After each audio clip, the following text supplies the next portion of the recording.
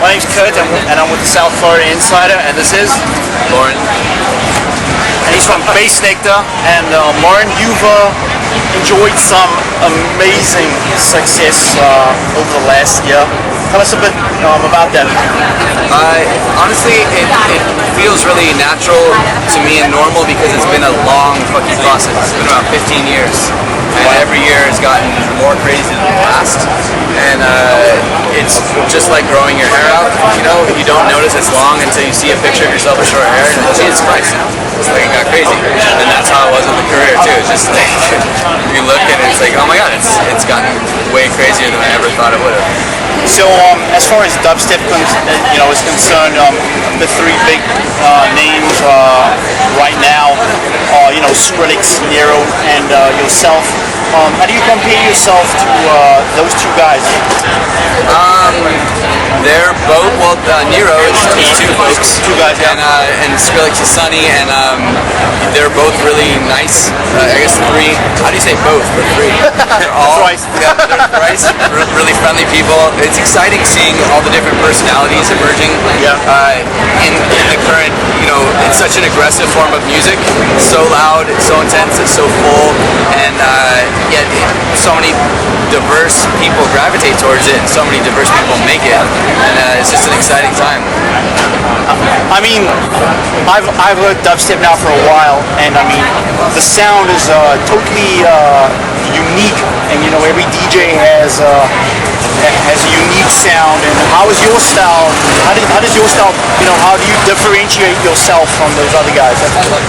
That's what I mean. Yeah. That isn't something that I do very consciously or actively, and I think sometimes I might come across as doing something really typical, and sometimes I might come across as doing something really unique. Yeah. And it's honestly, I just do what I want to do. I do what I love, and I make what I love, and I did it before it was popular, and I'll probably keep doing it when it's not popular. And I never really followed many rules with music making, and so I was making down tempo when it wasn't really that popular to make, and I still make down tempo.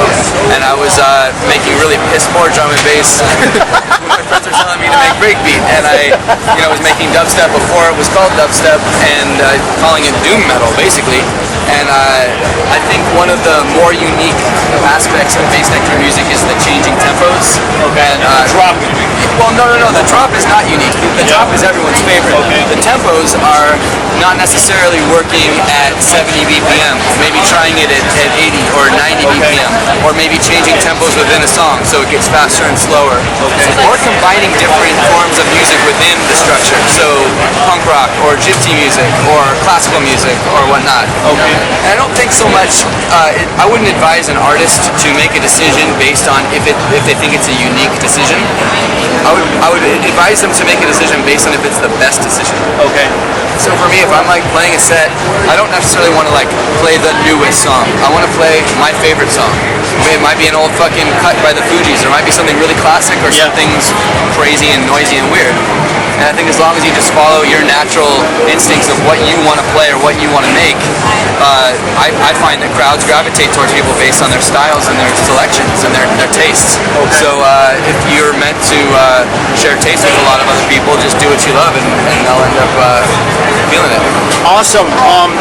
Just to close out, my last question, I guess, is I see a lot of these big, dubstep DJs doing either they sample, you got Skrillex sampling Avicii. Is that something you want to do, or do you want to do? Are you going to be doing any collaborations with any, artists, pop artists? Is that something you're working on? I'm pretty much committed to collaborating on almost everything that I do these days. Okay. I don't like making music alone. I did it. I proved to myself that I can, and it's just so much more fun to make music with my friends. So every track on the new Va Va Boom record is in some way collaborative with someone else. I think the most well-known name would be Lupe Fiasco of the new record, and he, to me, it's more like a friendship. You know, just hanging out with him and watching how his insight transforms my direction for the song and vice versa. It's a really fulfilling creative experience to do that, and we've gotten really close over the time that we spent working on the music. And but I also would happily work with people who are up and coming or who are never been heard of, because I'm more interested in creative ideas. Awesome. Thank you so much. Man,